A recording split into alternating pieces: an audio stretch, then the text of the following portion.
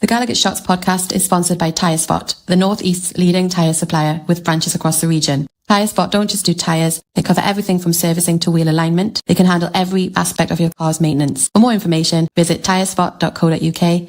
Enjoy the episode.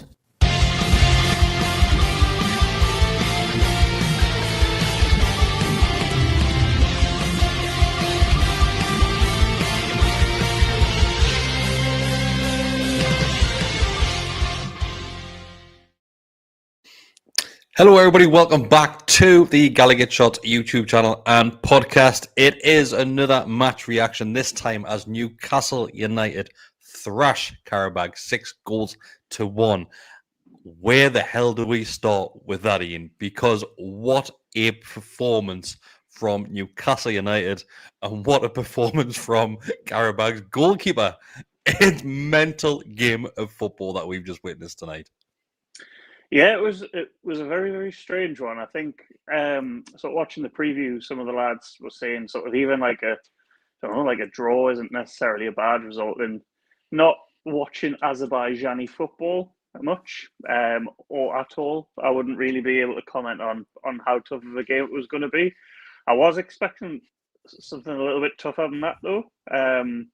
It literally within the first 40 seconds we ran through, we had a chance, and then we were, 2-0 up inside 7 minutes. I just thought that the entire sort of first half, every time we went forward, we looked like we were going to score. I don't know whether that's the level of opponent that we're facing or just because we were really, really good tonight. You can't really gauge from that, but what a win. It's 6-1 going into the second leg at home as well. I mean, at half time in the first leg, the tie's virtually over, really, isn't it? It's done. Of course it is. It's like there's no way they're coming to St James's Park and we're going to concede six goals. Like it's just not happening. But like you said, every time we went forward, we looked dangerous. Looked like we're going to score, and it looked like it was going to be 10-0 by half time. And if we had have taken a couple of more of those chances and those opportunities, then it could have been. And the goalkeeper had an absolute blinder. Like, we're 5-0 up by half time, and the goalkeeper is probably on course for a man of the match award if it wasn't for Gordon grabbing all those 4 goals in the first half, which we'll get onto in a little bit. But I think if we're looking back at the preview, which the lads did for us on the channel, I think everybody was quite cautious as to what they thought the scoreline was going to be in case anybody got embarrassed. But I think we were all very confident going into this game and thinking, well, if we can't get a decent result over here in Azerbaijan, then we've got some questions to ask. And yes, it's an away game, but we're on the back of 2 away victories as well. One against Spurs, one against Villa. 2 fantastic away win victories in 2 different competitions. Then you go into your third competition in what was a 6-hour flight to a completely different part of the world. And the lads turn up, and let's be honest, with some huge injuries as well. We're missing some key players in there, like Wissa, Bruno. Obviously, Joe Linton get minutes towards the end of the game as well. And Fabian Shaw, honestly, the list goes on and on, the injuries which we have. And you're thinking, well, like you said, maybe going home and taking them back to St. James's Park with 1-goal lead, 2-goal lead, then you're thinking, well, fair enough. The tie's in our hands. But to be 5 goals up, it blew my mind. And do you know what it is? I think I was as shocked as the commentators as well. And like you mentioned as well, Ian, that the commentators were gobsmacked, saying, is this the same team we've seen already in the Champions League? Because they've had some good results. Yes, we know the one at Anfield where they go and lose 6-0 wasn't really a decent reflection of them as a football side, you thought at that moment in time. But maybe they're just not very good. Well, yeah, I mean, you say that, but Chelsea failed to beat them. True. I think they beat 2-2, wasn't it? I think so, yeah. Benfica, I think they beat Benfica. I think, was it Leverkusen they drew with? Leverkusen might have beat them.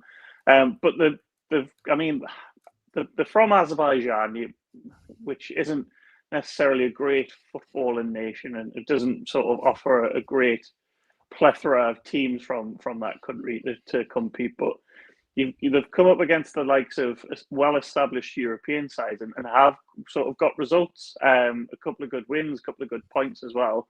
But yeah, I just thought literally it just looked so intense. It reminded us of sort of the How team of old, where the intensity you are pressing.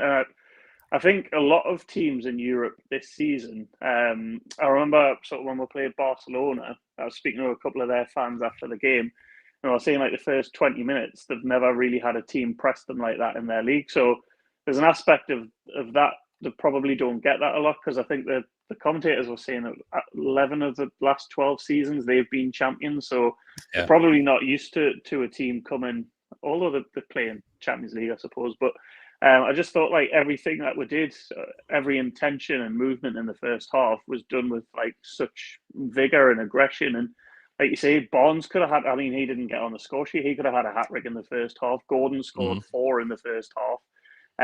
The keeper, although he's conceded 6 goals, still a shout for man of the match, because that could have easily been double figures. And that's not even exaggerating. He's pulled off some really, really good quality saves, but just the sheer amount of saves he's pulled off as well. Like that genuinely could have been a cricket score. So if we can quickly look at the stats at full time there, Newcastle had 22 shots at goal, 14 of them on target, which is mind-blowing in itself. And I'm sure, so our XG was 5.5. Like, it's you just don't get XG of that amount, do you, in a game of football? And particularly do you know what it is? This season as well. Exactly. And you thought, like, as the game went on, I think we all thought as halftime, we went in at halftime, we probably thought, well, you're probably not going to come out and have that sort of performance again. It will probably just going to sit off a little bit and just think, just calm down a little bit, lads. Let's reserve some energy, because they're not coming back into it. Yes, we did concede a goal where Nick Pope just is daydreaming at this point. Like, probably I'm going to say the worst attempt of a save. I don't even think he tried to save it. He was buffering, wasn't it? Oh, he was just spinning. He was on Desmond's Wi-Fi. It was crazy, but we're not going to call anybody out on this one, because it's a 6-point victory away from home in the Champions League. And one of the partnerships and the duo that I'm going to speak about is Anthony Gordon and Nick Voldemort. Nick Voldemort been in another role again for Newcastle United. He's been all over the pitch this season, and playing in let's say a number 10 role tonight, and looked decent tonight, really did. Yes, once again, we're going to throw that caveat in regards to the opposition, and their defense was an absolute shambles at time. But I was happy with what I saw tonight from Big Nick. Yeah, I agree. I think we touched on it on the Villa reaction, that he was doing all the right things, just sort of maybe 10, 15 yards further back than what you would have. I thought he's like technical ability and his control, his link-up play today. He just looked really, really comfortable and confident on the ball. He's coming deep, and then I think I was saying to the lad at work today, I think the issue with Voldemort, when you played him as a striker, he was doing all that, but he was literally had no one running in behind him, so he didn't have any of the midfielders getting beyond him. The wingers were staying out wide; they weren't coming narrow. Whereas you had, I thought the front three of Barnes, Alanga, and Gordon, I felt in the first half they were very fluid. They were just sort of Gordon and Alanga were interchanging. Barnes relentless, weren't they? Yeah, so I think that's really, really helped these cause. But I think he is a very, very tidy player. He sort of, it didn't look, to be honest, like he was losing possession a lot. He was holding the ball up well. He was finding space and then just sort of offloading to the wingers or the fullbacks. And I thought he did that very, very well tonight. I was a little bit gutted he didn't get a goal. I thought there was a part in the second half towards the end where Barnes runs through. And Voldemort, we've been crying out for someone to sort of make late runs from the midfield into the box. If he cuts it back, he's got a free shot on goal. And he looked a little bit frustrated at that. But overall, you can't really fault many of them. Some of them had quieter games than others. But again, is that because of the level of opposition? But I thought as a whole, as a team, we looked very, very good tonight.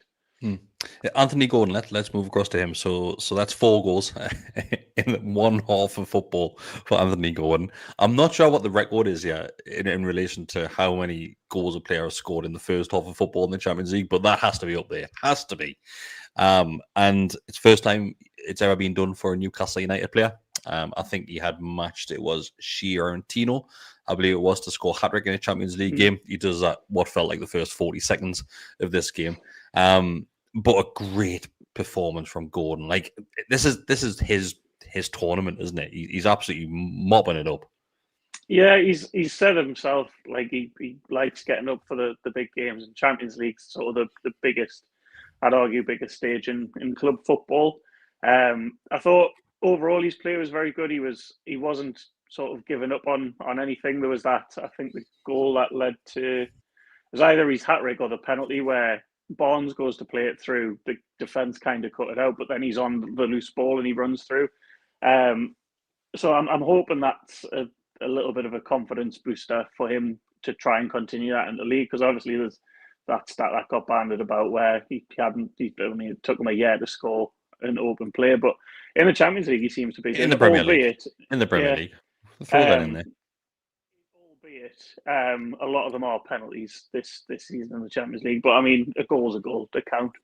But I thought in general, the front three with the fluidity, I thought did really, really well. I just didn't feel like Qarabağ could cope with sort of the intensity and the pace, because when we were breaking, like I say, first half, every time we went forward, it looked like we were going to score.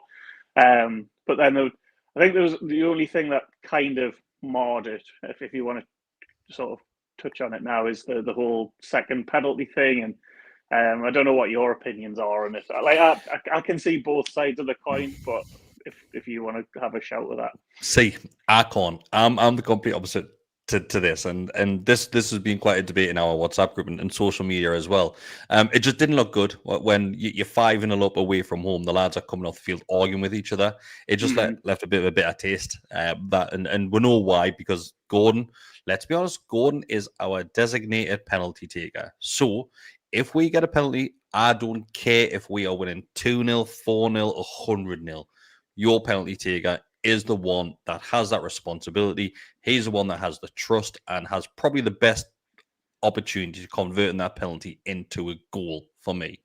It looked like there was a bit of a disagreement between, well, it was definitely between Trips and Gordon that spilled into half time as the referee blew his whistle. But as we got awarded that penalty, the cameras panned to them as well, and we're having a bit of an argument on the penalty spot as well. And it looked like it was Gordon, Trips, and Willock. I want to say that were there, but I'm not sure if Willock was just trying to remove Trips from the situation.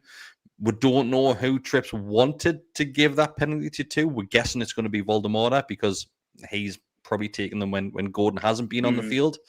But for me, and there's a great comment there that came in. This was something which was mentioned in our WhatsApp group as well, saying, would Shearer give up that penalty? Of course he wouldn't. And do you know what it is? I'm all for Gordon just putting his foot down, saying, I'm the penalty taker. I'm the one that's trusted to do this, so I'm taking it. I couldn't give a shit if I'm already on a hat-trick. Yeah, no, I completely get your point in terms of he is the designated penalty taker. Obviously, he had got a hat-trick, which I think that's why people are, if you look at it from like a sentimental point, like he probably could have given it to someone else, but he is the penalty taker. I think maybe it's just the way, sort of the reason of the altercation at half time is maybe the way he sort of conveyed that. Like maybe he's going against captain's order. You don't know, but you can say going against your captain's order, but at the end of the day, it's your manager the one that's got that responsibility and his ability to. Exactly. Imagine, right? Because this was something that got put in our group, saying, well, maybe he should have gave the chance to Voldemort, then that puts his confidence up. His confidence only goes up if he scores that penalty. If he misses it, then it goes down. Let's flip it around. If Gordon misses that penalty, that's not going to affect Gordon's confidence whatsoever. He's already got 3 goals. So I think that was clever from Gordon. Yes, he might have been being selfish at the time, but so what? Footballers are selfish people. Like who gives a shit? Like, he wants to get his numbers up as well and get himself in the history books of Newcastle as well. And that's exactly what he's done tonight. So I'm all for it. I really am, but I didn't like how it looked as the lads were leaving the field. Like either way, whoever took it, if the score, you don't really care. I think it's just like you say, the way it looked at half time, where Trippier looked like he was absolutely fuming. I mean, full time, the pictures at full time, they've got their arms around each other. They're fine. So whatever's been said at half time, it's been quashed. So But yeah, I thought that was a nice little sort of end of the first half, getting 4 goals in the first half in a Champions League game, which never been done before for us. The only criticism, again, I don't want to criticise because we've just beat a team by 5 goals away from home in the Champions League. I just thought the second half, which as I was saying this, you kind of expected with foot to come off the gas anyway. I just felt we could have maybe controlled parts of the second half a little bit better. Like you say, we took the foot off the gas, got a bit sloppy at times. They got a goal back, which is disappointing that you've not kept a clean sheet. But I thought they got in quite a few times in the second half. But you've then responded by Jacob Murphy getting a goal, and that's nice for him. Although for me, I think it is going in, but I think the keeper probably with how well the keeper's done. Oh yeah, it's a big deflection. He's saving it, but it's a nice little moment for him. He hasn't been great this season, but he's sort of a boyhood fan, and to score a goal for your boyhood club in the Champions League is probably a class thing for him to be able to say. So yeah, 100%, mate. I think just to throw it in there, I think probably the reason why we weren't the same team in the second half as to what we were in the first is like we've mentioned a couple of times. You're 5 goals up at this point. Yeah. You're not going to go out and close every ball down. It's just human nature. It's just not going to happen. You just go into like a coastal mode sort of thing. And I thought Qarabag came out and to be fair, they showed some decent resilience from what they've done so far in the Champions League campaign as well, because they've came back a couple of times from being 2-3-0 down as well and getting back into games. So fair play to them for coming out that second half and not down on tools, because they could have done. Like I was quite worried I thought they might come out the second half and just start snapping our players left, right, and centre. I was really worried that might happen, and just frustration just spills over that little bit. But we didn't see it. Like fair play to the lads. Like the heads didn't really go down. Yes, they still looked a mess at times in that second half as well. The defence looked like they had never played a game of football together at times. And like we've said a couple of times, if it wasn't for the goalkeeper, Jesus Christ, God knows what that score would have been. It would have been a cricket score. It really would have been. But I think it just is what it is, mate. It just happens. Like we've been in games before where we've gone in at half time 2 or 3-0 down, and we come into it the second half. But that's just like you said, it's just because the opposition just take the foot off the gas. Prime example, Man City in the second leg of the semi-final. They were 3-0 up after 20 minutes, half an hour. And then we were saying we'll show some good spells, but we'll put that down to the City. Because you're allowed to do it. Exactly, yeah. But no, I thought there was a good couple of displays. Again, I don't want to criticise, and I wouldn't say this is a criticism. It's just I would have rather have seen more people get minutes and protect the lads. Obviously, we've got a big game against City coming up. The tie's done. It was nice that Sean Neve got on. Almost grabbed a goal as well. Yeah, he did. Yeah, to be fair, he looked busy. There was someone played a ball through. It might have been Murphy, and he had 2 defenders like in front of him, and he was he wasn't giving that up. Like he barged one out of the way. He ended up winning the throw, and I know it's obviously only a throw in, but you could tell that he was wanting to get involved. He wasn't there just to sort of for his debut and to have a nice sentimental moment. You could see he was wanting to get in the game, and like you say, he almost got a chance to get a goal, which would have been lush. But yeah, I think I would have liked to have seen changes before they were made. Again, it got to 67 minutes, 70 minutes, and Howe made a triple sub, which is standard Howe. But just to protect them a little bit, because if you looked at the bench had 3 goalkeepers. It had 2 Murphys and a Partridge and a Pear Tree as well. But no, it had a couple of young'uns that if you're not going to put them on when you're 6-1 up with 10 minutes left, like when are you going to put them on? But I just thought, although like you say, the game didn't pan out that way in terms of getting kicked up a height. It could have quite easily led to one of our big players getting injured, but thankfully it didn't. And now I think you've got not a free hit against Man City, and then the game after is you're 6-1 up. You're probably not having to get out a second gear for that one. So, well, I think those lads will be heading into that game against Manchester City full of confidence. Like we just said, that it's three away wins on the bounce there. Yes, we're no going to the Etihad as a whole different beast in itself. We know that, but how do you think we're going to set up for that? Because we've tried a few different things. Do you think it's going to be a similar sort of thing where we're going to see Gordon leading the line with Voldemort dropping just behind him? Like, how probably is going to be very, very similar to what we saw tonight. It's a strange one because obviously our criticism of how lately has been that he hasn't changed things up. Where over the last handful of games, you've seen a Can't five stop at doing the, it. yeah, you've seen a 5 at the back. You've seen him play like a 4-2-3-1. You've seen Voldemort play as a number 10 rather than an out-and-out striker. You've seen sort of interchanges across the front three. So it's guesswork as to what it'll be. But like you say, they'll go into that game full of confidence. Yes, Spurs are Spurs, but again, they're still a decent Premier League side away from home. You've put in a good performance there. You've went against the odds, yes, against 10 men, but effectively you are playing against 14 men from the off because of the officials on Saturday. Officials, yeah. So you've came from behind to win a game as well, which is really important. And then today you've just been really, really dominant. And yes, it might have been expected, but at the same time, you could have easily had a banana skin as well. But I thought it was a very, very professional performance. And like you say, it'll give them bags and bags of confidence going into a difficult game on Saturday. So we play the second leg next Tuesday. I believe it's Tuesday. Obviously at St. James's Park there with that lead of 6-1 going to St. James's Park. Will Eddie use that opportunity to play some of the younger lads to start the likes of Neve, or do you think he rolls the dice with the likes of Lewis Hall, Malik Chow again, who's played what feels like 1,000 million games in a row at this moment in time, who got his goal again tonight? So fantastic from Chow. He scored a few goals this season as well. But what do you think it'll be? Do you think he'll roll out with the same sort of team or make a few changes? Wait, Chow's now suspended for that game, so maybe he's just done that deliberately. Oh, he picked up the yellow card, didn't he, when he clawed somebody's eye out? Yeah. So there was him and Byrne. I don't know what the implications are if Byrne was to get booked in this game, whether he would then miss the first leg of the is it the round of 16 quarterfinal? Round of 16.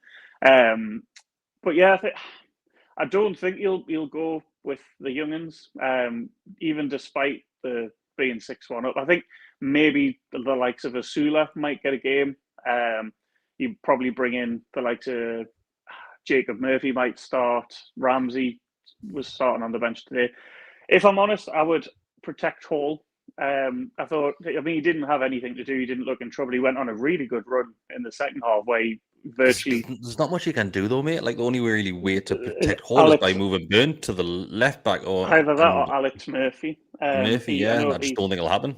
No, I think I've just dropped something. Sorry. I think you'll probably go not a full strength squad. I think you'll make a little bit of rotation. If Visser is sort of coming back fit, he might start Visser just to get him minutes in the legs. Joe Linton, possibly another one. But I still think you'll put out a fairly strong side. But again, it's reasons to then look to maybe experiment a little bit. You're not going to throw away. I hope not, anyways. You're not going to throw away a 5-goal. It'd be worrying if we deficit at home as well. So there is options there for him, definitely. But with how I think he's very regimented, and you'll probably want to keep momentum going into the games, because I think is it Everton after we've got Qarabag at home? I can't remember off the top of my head yet, mate. I think it is. So again, it's just another chance to build a little bit of momentum. Obviously, see what happens in the City game, but then get back to winning ways next Tuesday, and then try and carry that into the next few games. Well, overall, mate, an absolute fantastic performance from the lads. We were expecting to be quite dominant in this one, but just not like that. As dominant, yeah. Yeah, we weren't expecting that tonight, but do you know what it is? I'm all for it. And the more goals, the better for me. And do you know what it is? It just takes a bit of pressure off that second leg as well at St. James's Park. After everybody's paid £100 for a ticket. but yeah, anything that you would like to add before we call it a night? What was your goal of the game? I mean, 2 of them were penalties, so yeah. for me, it was probably Chow's header. No, I think the first one. Yeah. You know what? Dan Burn does really, really well. You could see him carrying it sort of through from the back four, and then why he's there is a different question. Yeah, because it's not even on the left hand side either. It's like on the right hand side of the pitch. But then it's a lovely little clip ball through, and it's a really, really tidy finish. But for me, I thought the second goal, so Chow's header, I just like what we tried from the corner, because we've been, like you say, we've had quite a bit of success from set pieces this season, although it doesn't seem like it.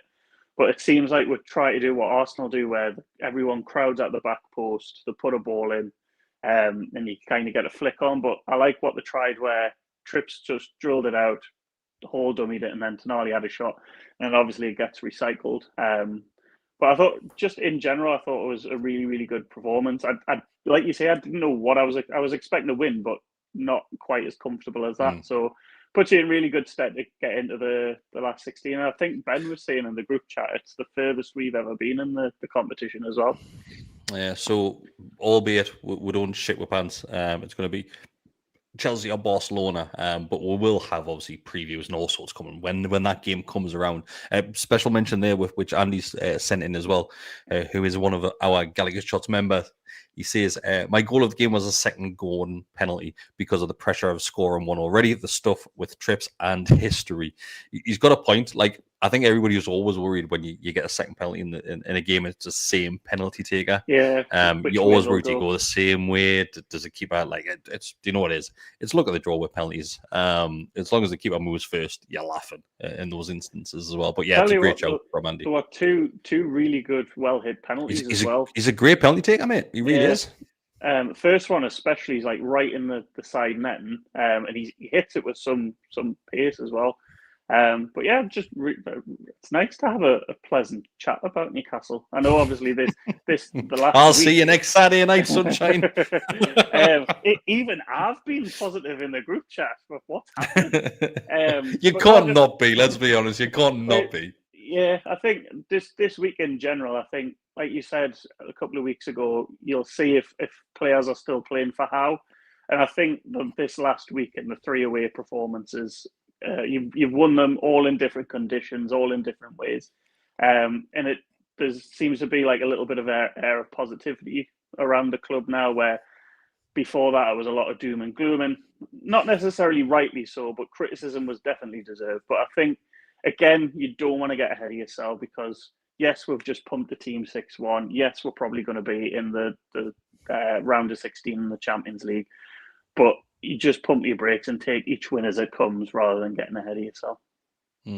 Thanks everybody who has joined us. This has been a live one, so if you're listening back to the audio, you've missed a live show with myself and Iain tonight. But if you're watching on YouTube, just like the video, become a subscriber. It costs you nothing to do that. If you do want to give an extra bit back, it is just starting from $2.99 a month to become a member. With that membership, you will get the upcoming Nickel Quinn vlog. He was there in Baku. The messages that he has been sending, the videos that he has been sending us in the WhatsApp group. I'm not sure if some of those will make it. If he doesn't send me those videos, I will be saving them from the WhatsApp group and including them in the vlog anyway. So he's got no chance whatsoever. Along with that as well, you get plenty more stuff. You get early access to videos and other things coming. I believe the other lads have another live show coming tomorrow night to preview the Manchester City game on Saturday as well. So make sure you jump on that if you can do so. If you're listening to the audio, just help us out. Give us a 5-star rating and a bit of a comment on there as well, and help us take the channel to the next level. Thanks very much.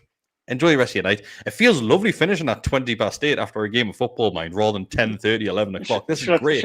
Shall I tell you what it's like? You know, if you go out for like early afternoon drinks and then you're home by 9, 10 o'clock with a kebab and have a full night's sleep and then ready for the next day. This is what it's like. It's tremendous. Poor Nickel, which you'll probably see in the vlog, though. It's probably 3:15 in the morning there, or something ridiculous. I think they're 4 or 5 hours ahead. Yeah. And I think it was a 9:45 kickoff for them, wasn't it? Yeah, so 10:15. So it would have finished. You're probably out the ground maybe by 11:45, and then I think he's got to be at the airport for 4 o'clock. Yeah, he's got to go to his hotel, get a shower, make his way to the airport within a few hours. What a bloke he is, man! He's got to go to his hotel for a shower and other reasons. Then he's got to get home, then go to Manchester as well. Fair, you know what it is? Fair play. Fair play. What does he do for work? Because he seems to get infinite amount of time off and seemingly a canny wedge because he's jetting off here, there, and everywhere. Nickel, if you're watching, what you doing? Is there any jobs? If they're taken on, let us know. We'll put it in the description as well. Everybody else can get a job wherever you work, Nickel. But thanks, everybody. We'll see you next time. Ta-ra.